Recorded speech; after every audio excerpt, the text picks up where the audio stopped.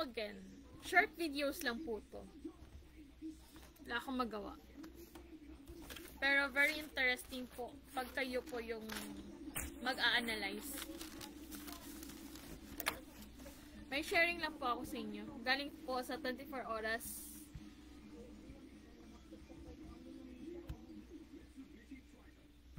OFW sa Saudi Arabia na sinabing nang hindi makontak ng kanyang mga kaanak ang isang OFW sa Saudi Arabia na sinabing pinagselosan umano ng babae niyang amo. Nakatutok si Paul Hernandez ng GMA Regional TV. Balitang Southern Tagalog. November 14, 2023, nagpadala ng mensahe sa kanyang pamilya ang 38 anyos na domestic helper sa Dammam, Saudi Arabia na si Divina Yap. Humihingi ng tulong dahil sa panganib na umunoy bibitayin siya roon. Naikwento raw noon ni Divina na pinagseselosan siya ng babaeng amo. Sabi ng kapatid ko, parang nagsiselos daw kasi nga binibigay sa kanya ng rekta ng lalaking pagkain. Hindi dinadaan sa asawa kasi nabulog pa yung asawa. Lalaking pagkain, hindi dinadaan sa asawa kasi nabulog pa yung... Dahil sa panganib na umunoy bibitayin siya roon. Naikwento raw noon ni Divina na pinagseselosan siya ng babaeng amo. Sabi ng kapatid ko, parang nagsiselos daw kasi nga binibigay sa kanya ng rekta ng lalaking pagkain. Hindi dinadaan sa asawa kasi nabulog pa yung asawa. Pag Hello po. Pasensya po sa pakikialam ko dito. Ano pagkasabi is kailan to? Ano? Wala ko juice. Oh, 15 hours ago.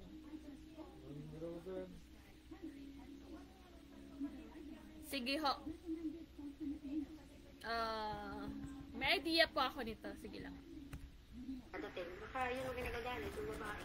Mula noon, wala na raw silang narinig mula kay Divina at hindi na rin daw siya makontak. Ang huling nalaman nila, isinama daw siya ng kanyang amo sa Mecca. Magbabakasyon lang daw po sa ina ng babae ng 2 weeks. After 2 weeks, balik po sila ng Dammam. Tinilolodan ko lang siya dito, 200 weekly, para lang makapag-message sa amin ng text. Kahit sa text lang, kamustahan kami kapatid. Hindi akalain ng ina ni Divina na ang paghahangad na mabigyan ng magandang buhay ang pamilya, hahantong sa problema. Nasakit sa akin yung anak ko mabait po yun. Masipag po at mabait yun, magalang. Palaisipan na sa akin ang isip ko, parang hindi siya makanagpunta, parang nito na anak ko. Kasi sa estimate ko lang. Parang kung saan na dinala yun. Nakipag-ugnayan na sila sa agency ni Divina pero wala daw ibinibigay sa kanilang impormasyon. Nitong huli po, na alam nila nagagalit na kami, sinasagot na po. Inaasikaso naman daw po nila, hindi naman daw po nila pinababayaan. Hininga namin ng pahayag ang agency ni Divina pero hindi pa sila sumasagot sa aming mga text at tawag. Tumulog na rin ang pamilya ni Divina sa Department of Migrant Workers o DMW. Hinihingan din namin ang pahayag ng DMW kaugnay ng kasong ito.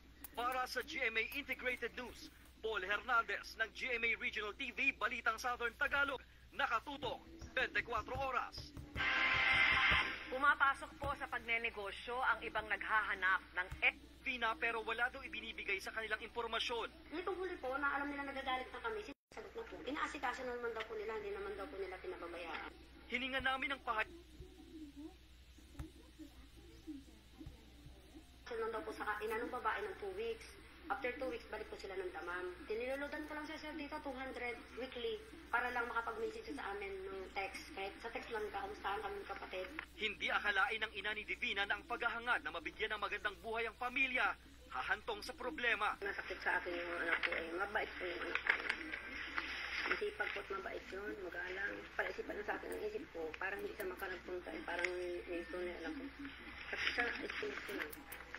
Parang kung saan na dinala yun. Nakipag-ugnayan na sila sa agency ni Divina pero wala daw ibinibigay sa kanilang impormasyon. Nitong huli po, na alam nila nagagalit na kami, sinasagot na po. Inaasikaso naman daw po nila, hindi naman daw po nila pinababayaan.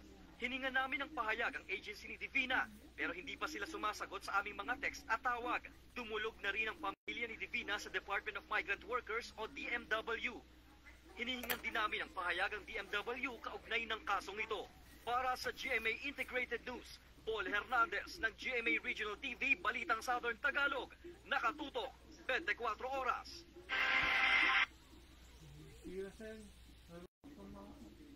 Pagligo to na kuya.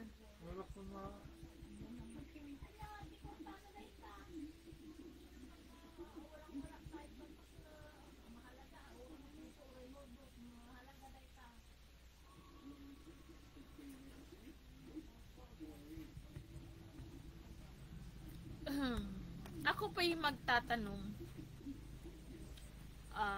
when, eto po, ako ay magtatanong, from the start ba nag-uusap sila ng pamilya niya?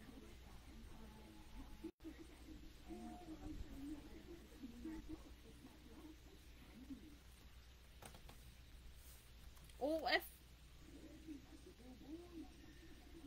domestic helper, nakipag-communicate ba sa pamilya? First, it's not allowed text only. Message is not allowed. Call, it's okay. Why? Nakikita nyo ang personnel, ang physical ng isang OFW at domestic helper at nakakausap nyo talaga ng maayos. Agency. Pinaalam nyo, inaasikaso nyo siya. Now, saan na po siya?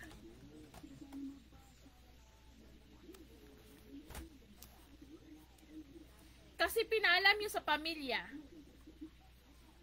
na inaasikaso nyo. Alam nyong may selos na nangyayari. Sana immediately evacuate the OFW or DH if like that. Pag may selos, may kasabihan, may mangyayari. It's because kung walang gusto ang lalaki dyan at hindi nakakakita ng kung ano man sa physical or sa mata or kung anong kagawian bilang isang lalaki, hindi magseselos ang among babae. Ngayon po, ilang taon po siyang nagtatrabaho doon sa OFW, sa Saudi.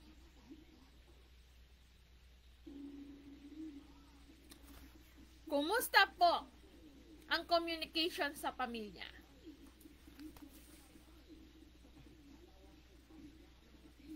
Kailan po ang last scene ng DH or OFW sa pamilya?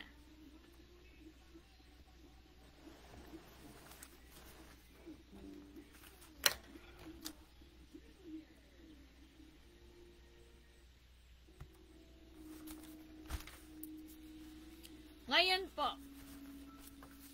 kakasabi lang ni Madam, sino yun yung pamilya niya, ang nagbibigay ng pagkain sa DH or OFW ay yung lalaki. So meaning po, andun pa po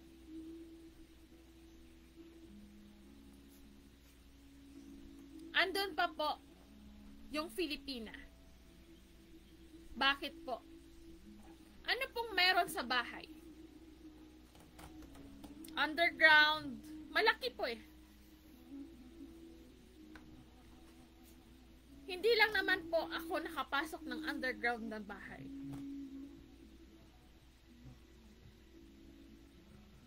Alam niyo po ba kung ano ang meron doon? Kasi nagsisearch po kayo. Filipino government. Sinearch niyo ba kung anong meron sa bahay nila? Kasi nawawala na ang Filipina and she's working inside as domestic helper.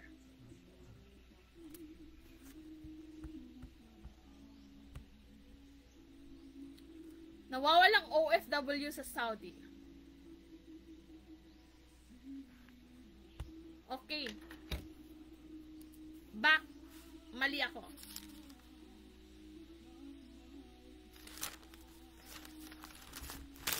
Ganito po. Ang scenario, nangyayari po yan sa akin.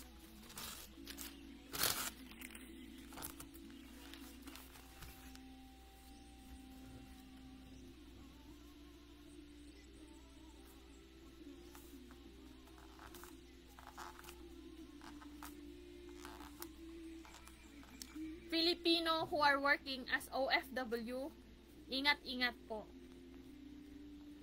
As possible po, wag na po tayo makipagrelasyon sa ibang lahi.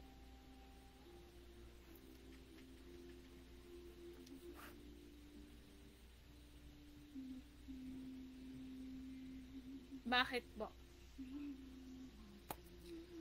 Ulitin ho natin. Kasi nawala ho ako.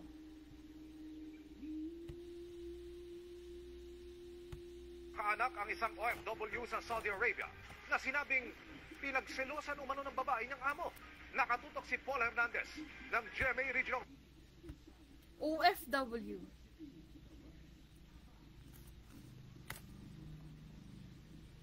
Ano po ba yung OFW? Included pa doon ang ano? Domestic helper.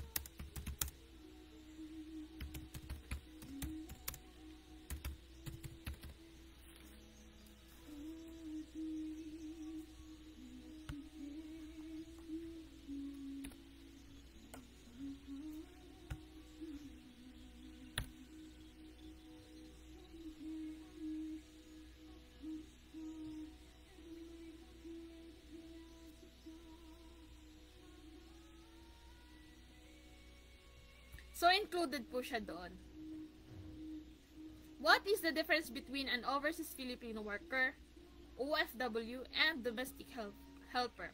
OFW refers to those Filipino or Filipina working abroad.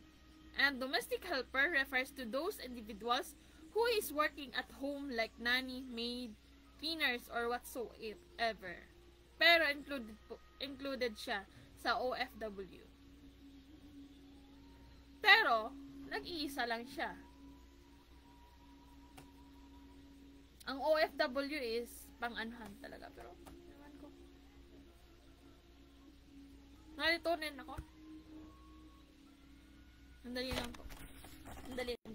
Mag-explain lang po ako.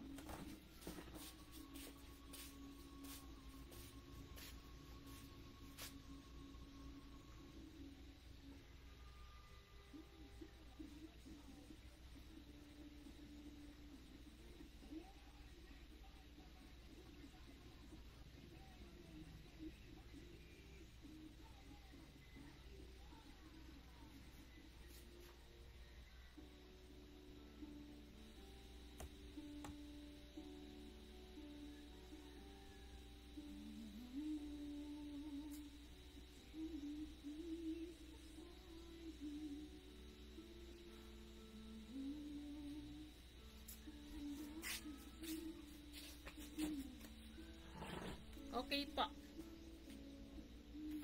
Ano po trabaho ng isang Filipina na yon?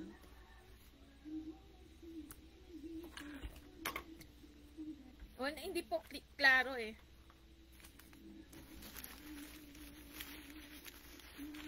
Naka 14 pa ako na walang ano. Okay po.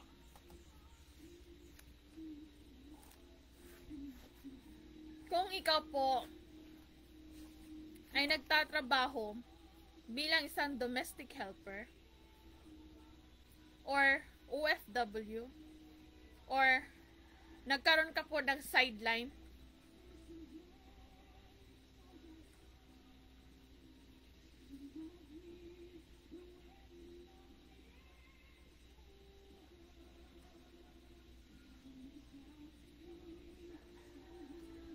sideline.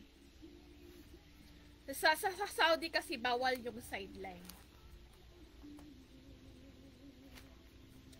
Ngayon po, dito po tayo sa domestic helper or OFW.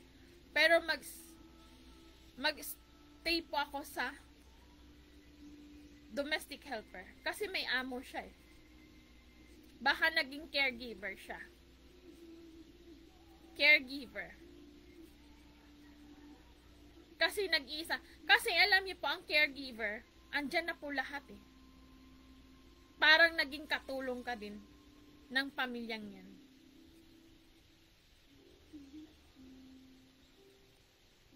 Supposedly, dapat, kung naging caregiver ka, 1:1 lang po ang caregiver.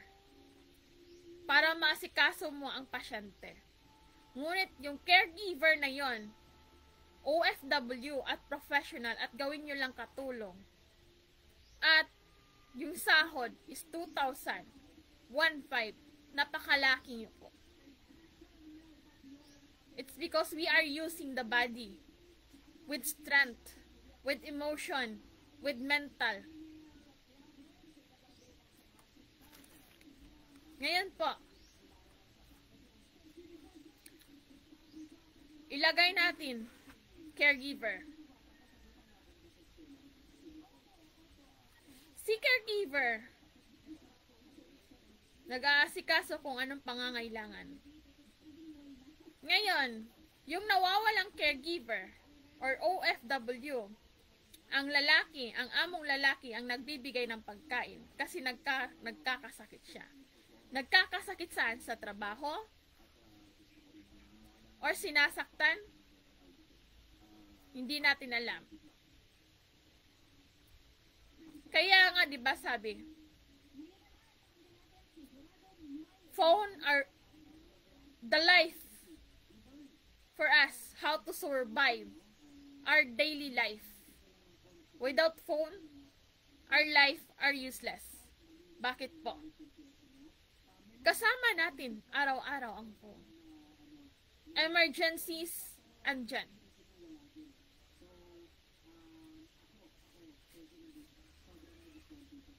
Bakit po nakaka-receive kayo ng message lamang? Nasamantalang ang yung pamilyang yun ay dapat nakikita nila yung anak nila as a physical, whole physical. Kung anong nangyayari. Nakikita walang bruises, walang kung anong physical abuse na nangyayari. Ngayon po, ang tanong ko po, bakit po yung lalaki ang naghahatid ng pagkain? Lalaki. Yung lalaki po, yung culture po nila is kakaiba. Kahit dito nga sa atin.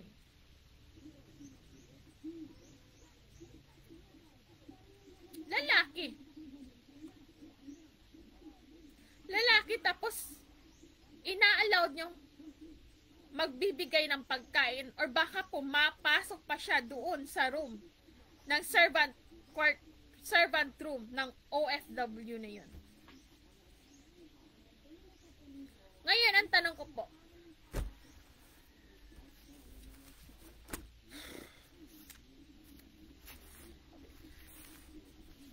alam niyo po, possible po na may camera po sila. Ngayon, CCTV,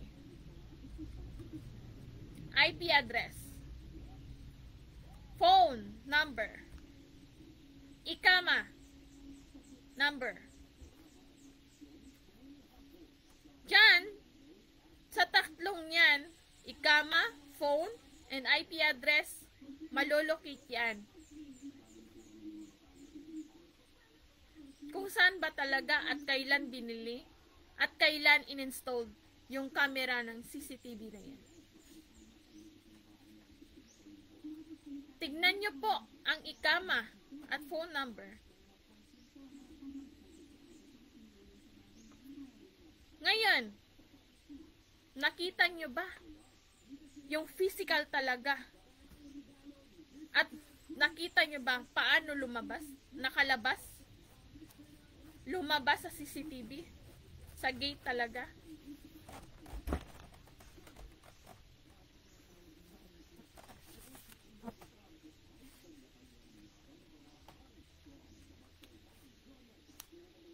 Nakita nyo ba? Ngayon,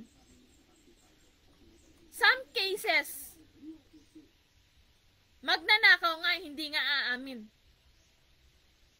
Yung may ginagawa pa talagang karumal-dumal talaga. Ngayon, tanong niya sa sarili niya. Some cases from Saudi are meron po bang ebidensyang binibigay?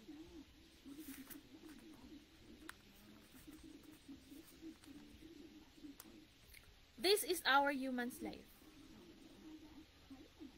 Ako po, nire-respeto ko po ang nagtatrabaho ng maayos.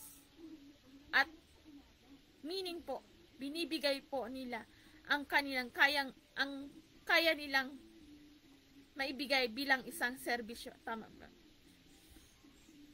Yung kaya nilang maibigay na serbisyo sa kapwa Pilipino. Respeto po yun. Respeto sa trabaho, pagmamahal sa trabaho. Respetong nare-receive namin galing sa government employee. Yun po yung napakagaan po sa dibdib. Meaning po, yung ganung gawain po ay nakaka-receive din po kayo. Kahit konting pasalamat yun, naging inspired po kayo na gumawa pa ng another or ikakaayos ng iyong trabaho.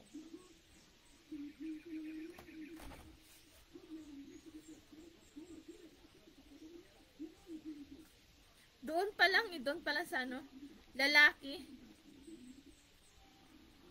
ang nagbibigay ng pagkain dahil tulog yung among babae.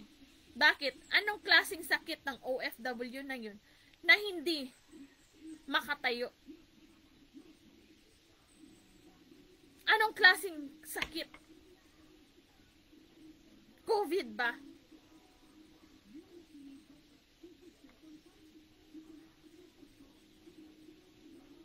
Kung lagnat po,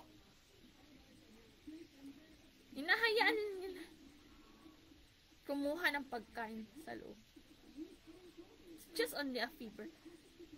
Kaya nga po, bilang isang OFW or domestic helper, pag nagkakasakit po, nagtatrabaho pa rin po yan. Pinipilit po, sinusulit nila po ang kanilang perang binabayad. It's because very expensive. Magkano po ang binabayad ng employer sa agency? Magkano din po ang kinukuha ng agency sa empleyado?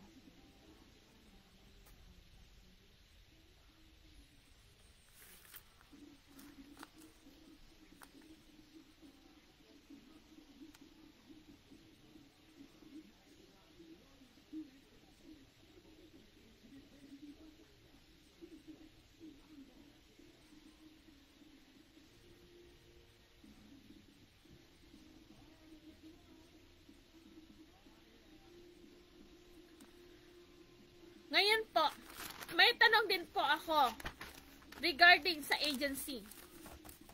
Pag domestic helper po, kumukuha po sila ng domestic helper at binibigyan po nila ang person, one person, 20,000, 25,000, or 30,000, hindi ko ho alam. Para mag-agree sa kanilang agency na doon mag-apply. Ngayon po, pag naisipang mag-back out, bakit po sinisingil po nila yung bigay nila? Ibigay po yun. Bigay is bigay, utang is utang. Ngayon, yung mga taong yun, bakit hinuhold po nila ang passport bilang isang aplikante sa agency? It's because nakabigay sila ng 20,000, 30,000, or magkano po. Bigay is bigay, utang is utang. Ngayon, sa training po, magkano din po ang binabayad nila pagdating sa training?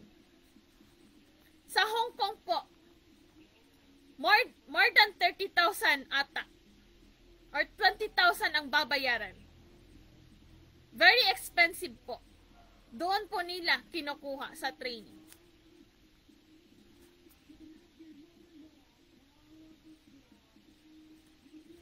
Hindi ko ho alam. Kami po ang kumakayod pagdating po sa labas. Ngunit kayo po, training, ganon. Kayo po ang nag-iisip. Money. Kami din po, money. Money are important for us. But we need to use it in the right way.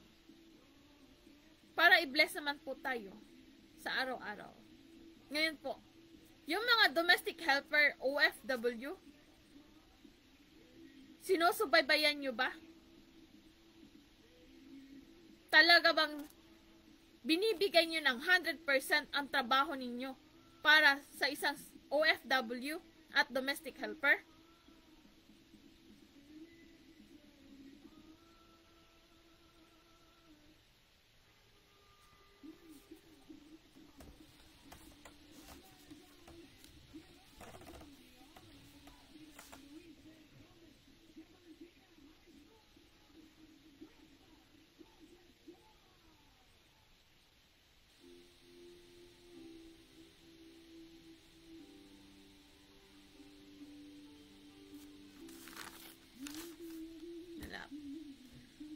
Hino-hold na nila agad eh. Pagdating na doon, hold ang passport sa agency.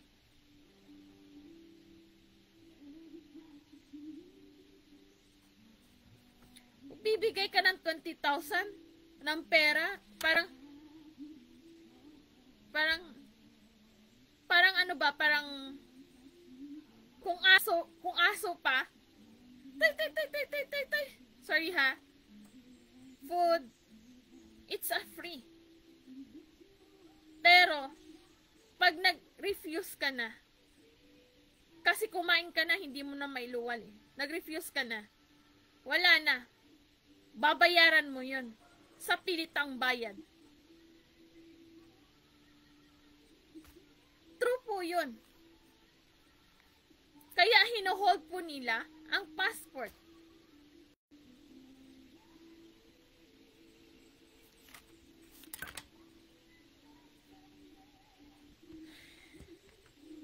Minutes po tayo. Salamat po sa lahat. Yun lamang po. Very short lang po. Yun lang po yung mga katanungan ko na dapat i-include ko lang po yung OFW na caregiver siguro yun. Possible po na andun pa yung katawan niya sa bahay. Sana kasi nawawala. Sana sinearch nyo kung anong meron sa bahay nila. May underground ba? May ano ba? Hindi natin alam. Always, or some, walang katibayan kahit sa akin na hinihingi ko ang CCTV footage, hindi nila pinapakita. Huwag kayong maniwala pag sila lang at kayo. With, para alam niya at alam niyang nangyayari. Salamat po sa lahat-lahat. Thank you po. 29:51 seconds po tayo.